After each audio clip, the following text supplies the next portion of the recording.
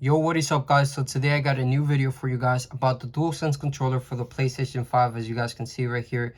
So by this point, many of you are probably familiar with this controller, and the reason why I decided to make this little review kind of video, even though I don't really make those in my channel, is because I just kind of wanted to give my honest thoughts and opinion on this based on my experience, and especially if you guys wanted to see it from the perspective of a normal person, a normal gamer, just like you. And instead of a reviewer, I know a lot of people don't really trust reviewers because they tend to be very biased sometimes, I think, and a lot of times they overly portray their own like opinions like it's a big complaint. Like they make a big deal out of small things and nitpick everything. So I'm just gonna give my honest thoughts on basically what actually matters about a controller, and what, and not make a big deal out of stupid small things that are not going to affect how you game and how you play. So that's the point of this video right here. So to start with this controller, so the way you hold it, honestly, a lot better than the DualShock 4 controllers. Now here's a DualShock 4 controller. I honestly got very much used to playing with this controller. Honestly, the Xbox controllers is pretty similar to the Dualsense in how you grip it, and it's always been probably like the most comfortable controller if you ask most people. But I got very used to holding this controller, honestly. So I still think this controller is great, especially with people that just prefer this style. Like some people do prefer this kind of style of controllers. It just depends on who you are and like your hand shape. Some people like have weird preferences or other type of preferences. But again, like I said, I honestly think this controller is still good. It did me well. It definitely was a lot more durable than the DualShock 3. So I'm glad like this controller was a thing. But I think it's very much obvious that this controller is an improvement, is an evolution, and I think it does it justice. Like once you move to this controller, it's just, it feels your hand. So I'm going to show you another thing with this controller. So when you hold this controller, the grip style for this, it's mostly your fingers. So maybe many of you don't realize, but you never actually palm this controller. You're kind of just like from here to your fingers, from here to your fingers. You never really actually use this area, the palm of your hands, with this controller. Like I don't really see anybody game like this because it just feels weird for the sticks. Most people I seen just play like this with the DualShock 4 controllers. The DualSense, on the other hand, you actually grip it when you hold it, and this is just the natural form that it takes when you play it. So now you go like this instead of having like this for the DualShock 4. Now you actually go like this, and when like the controller fills your palm entirely, it just feels a lot more comfortable. Generally, like you feel like your hands are actually being filled and used, and not like your fingers are like the one grabbing everything. So in terms of that, this controller is an improvement. A lot of people are going to prefer this overall. Honestly, even the people that prefer like Xbox controllers with the offset joysticks, I honestly think the offset joysticks are less important than people make them seem, because honestly, going from this to this doesn't feel that crazy to me. And it felt more drastic with this controller because of the grip, the way you held it. It was very different from this controller right here. But now this controller, the way you hold it is much more similar to this. So the joysticks honestly feels less like a big deal to me. I think the joysticks right here are perfect. I think they work perfectly fine for me. And a lot of people that might have preferred this, when they try this controller, might not even mind that they're just right next to each other. At the end of the day, it's just a small difference right there, but that's just the way it is. Now, let's talk about the buttons. The D-pad, I think the D-pad, if you like PlayStation D-pads, this is going to be a great D-pad, because PlayStation D-pads, I think, in my opinion, are some of the best ones, and they work perfectly fine. Just look at this. Like, there's no like, I don't see how anybody will have an issue using this realistically, because a lot of people they love to nitpick on stuff simply because. Now, I'm not gonna say this is the best D-pad on every other controller, but me personally, like, not me personally, like, factually, I don't see how this is not functionally like good. Like, to me, this works. You press it, you go up, down. There's no complaints. The buttons register fine. The clicks are fine. There's nothing wrong with it. Now, that doesn't mean I wouldn't suggest for some improvements. And like I said, if you're used to PlayStation D-pads, this is the same thing. And some people say if it ain't broke, don't fix it, but this is the same thing basically. Now, if we compare it to other D-pads like the Xbox and the Pro controller, there's a few differences. So here, this is like the mushier one of those, but like I said, it works perfectly fine. But you know, if you prefer less mushy, then I guess that's one thing. But again, functionality wise, it's still perfect. This one is a little bit less mushy, more like clicky. And honestly, I think this is my favorite because it's a good balance. And then the Xbox, this is the Xbox One controller, by the way, kind of very similar to the Series X controller, so that's why I'm using this. But the D-pad here, I know the D-pad is also different to the Series X controller, but for the sake of like argument, it's also just as clicky. So I don't know, like for me, I don't really like clicky buttons, simply because I always feel like if I'm pressing them a lot, I feel like I'm breaking them. The clicking button, just like I don't like clicky, loud clicky sounds.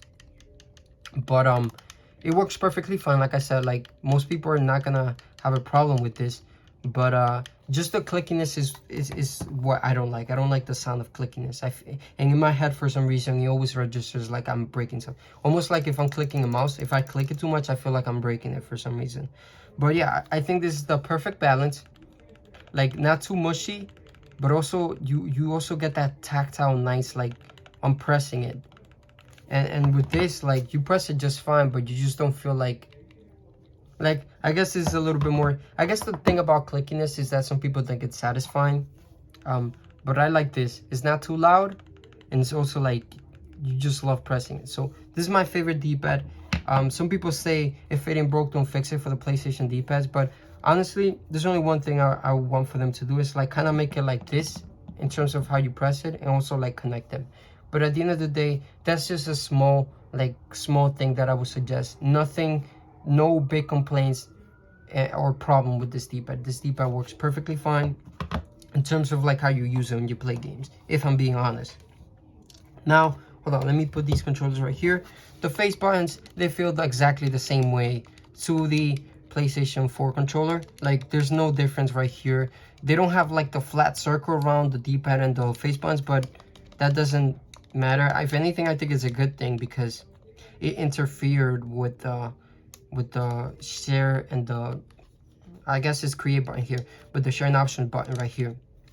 So it's perfectly fine, feels pretty much the same. The only thing that's different is the clear plastic, which I think looks cool in terms of just aesthetic, but functionality is the same thing, both the D-pad and the face buttons, so there's no complaint there. Now in terms of the options and create, which is the equivalent of the options and share button, these buttons are improved here because here you could barely press these buttons, and it's not a big deal. It really isn't. Like it's not like you needed these buttons to play every game. You just mostly use it for pausing. But here it's less annoying to press it because they're actually smaller, funny enough, but they're actually like they rise more, so you can press them easier. And that was the problem here. You couldn't press them as easy. Here you can actually press them easily, and I like that. The home button, this is another thing that a lot of people just love to complain about on the internet, especially reviewers. They actually take off points for a button that works perfectly fine. Now I will say it is true that this is circular and, you know, overall probably feels like a little bit easier to press, but this right here has no issues at all. Nobody is gonna have an issue pressing this button. It's always gonna work. It never has an issue when you press it on the console, so I don't see why people are complaining. I actually kind of like, aesthetically wise, that it's a PlayStation button.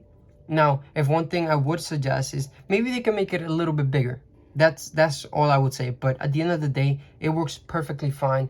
There's no like functionality issues with it, and a lot of people just seem to make a big deal out of that. And I'm like, my God, just the button works. It works and it's fine, and I don't see why people need to complain about that. Now, in terms of the bumpers and the triggers, they, like, without turning on the console, they pretty much feel the same way. Like, they pretty much feel the same way. And the triggers, they have a tiny bit more travel to it, so you can press it for longer. And obviously the big difference with the triggers is going to be when you actually play a game for the adaptive triggers. And obviously here you got the mute button, which is pretty cool. You can mute like your mic that's in the controller, which is nice. I love that it has a mic, more options. You can mute it, and you can also mute the entire console with this. So this also works as a system-wide mute button. So if you for whatever reason want all sound gone immediately, all you have to do is just doom, and your entire console goes mute. All games, menu, music, whatever you have is gonna go mute if you press and hold this button. And if you press once, it mutes the mic. Here we got the headphone jack, obviously. And yeah, it's just a nice controller. The joystick itself, it's a little bit like taller than the DualShock 4. But the joysticks, like, they pretty much feel very similar to this. I think the material on the joystick is slightly higher quality than the PS4s. The PS4 had a problem where, like, they often wore off very easily. I feel like these are gonna last a little bit longer, and they also have the extra texture on, like, around the side, like the ring around it. But we'll just have to wait and see how these actually like compare to these after, you know, a good amount of time, because this thing just came out, so obviously it's only a matter of time. We will see. But I think these are like slightly higher quality rubber on the thing, so they are better in terms of that aspect. I'm glad. You know, hopefully in the future they put more effort into making it more different, because it's generally the same design as the DualShock 4 controllers, which isn't bad, but I just feel like they can improve it more. But again, like I said, great joysticks. They work perfectly fine, especially now that they use slightly higher rubber like material. Hopefully it should last longer. Now, one thing I will say that they can improve on this controller for sure is the battery life. And now, me personally, I don't even game for like 8 hours a day. I don't need like the longest battery life in the world.